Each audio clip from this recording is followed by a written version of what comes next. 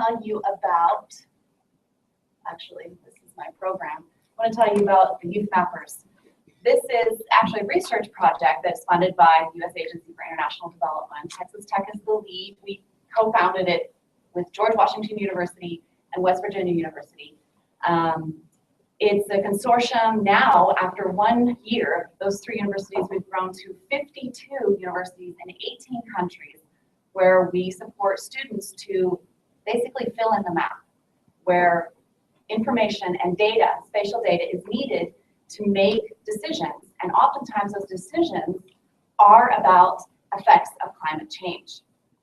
We're supported by USAID and their Mapping for Resilience program. So they are the ones who come to us and say, we need this information in this particular place, trying to make communities more resilient to the changes that we see happening.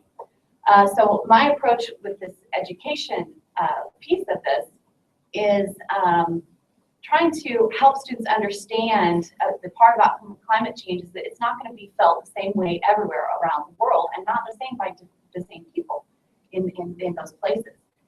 Different people in different places are going to experience climate change in different ways. And this is one way that, one of the contributions, I think, of this project. So this is here. This is a map of all the chapters that we have. There is an education component, thanks to Dr. Lee. He's here, so I can thank him in person. He came to me a little more than a year ago and said, would you like to teach an independent study class about your research project? And we have a handful of students that need to graduate and take a new class. So would you do that? And I said, that sounds like a great idea. I'm working with students all over the world, give you a more formal approach to the education component of this. And I walked into the class with Dr. Lee on the first day, and there were 29 students in that independent study class. So it's now, actually, we have it as a service learning course, special topics class, and I've done it 2 more times since that time. And just so if you want to see a little bit more about this, you're all welcome tomorrow night to come to my class. At 5:30, we're going to do what is a mapathon, or a mapping party, and everyone's invited. Free pizza, thanks to the Teaching and Learning Professional Development Center. And with that, I want to just show you a little bit about what the students are doing, dealing with issues like flooding, risk mapping, hazards, refugee. We sometimes map in refugee areas, and you can kind of see a little bit more from this wonderful video, if it plays,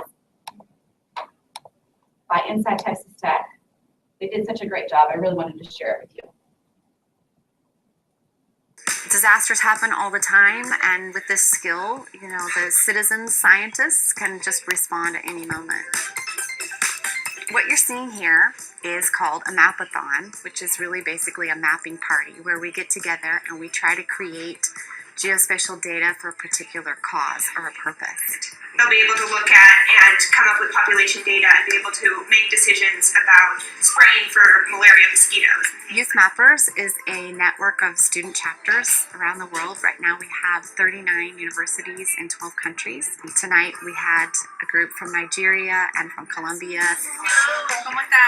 and our co-founding university at West Virginia University. Everyone's mapping in the same place, and we will be doing a little friendly competition to see how well we did and how many edits to the map that we made and how much we contributed.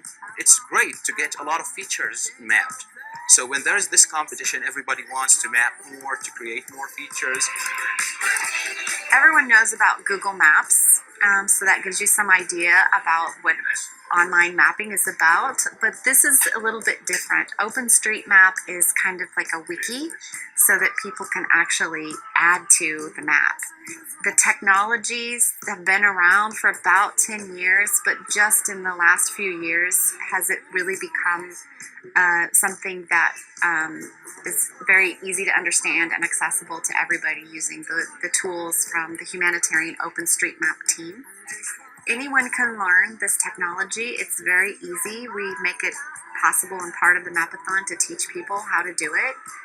So you don't have to be an expert in mapping or geography. You just have to be willing to learn and spend a little bit of time.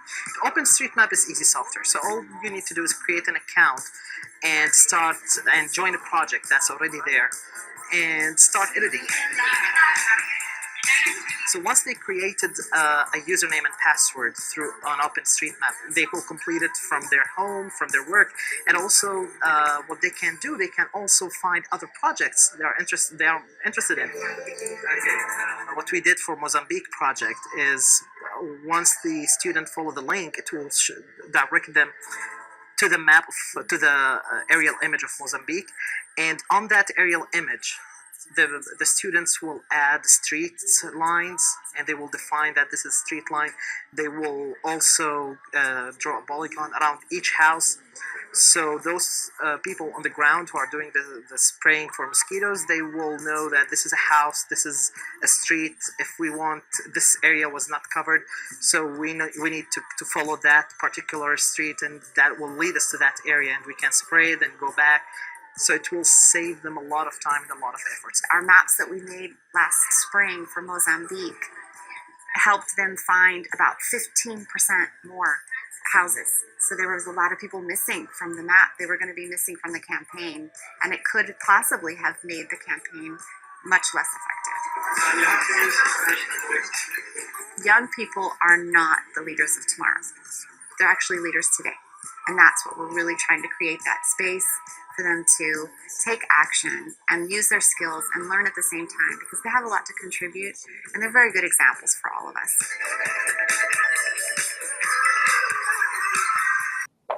One of the things that we're going to be doing tomorrow night is mapping in the Philippines, and there, as you know, Philippines are right in the path of typhoons, and there's a lot of flooding that happens in that part of the world. And so the data that they're creating, they're going to add the buildings, add roads, so that there can be, first of all, disaster prevention planning for, some inevitable things that are only going to increase in intensity and frequency with climate change. And they'll actually be used by the Red Cross, by the humanitarian development community. And also, oftentimes, there was a hurricane in the Philippines not too long ago, 4 years ago. So we mapped part of that area that was affected, and that data was also used for the recovery. And then later on, used by the damage assessment organization. So the students learn sort of a whole range of things about what happens to communities as a result.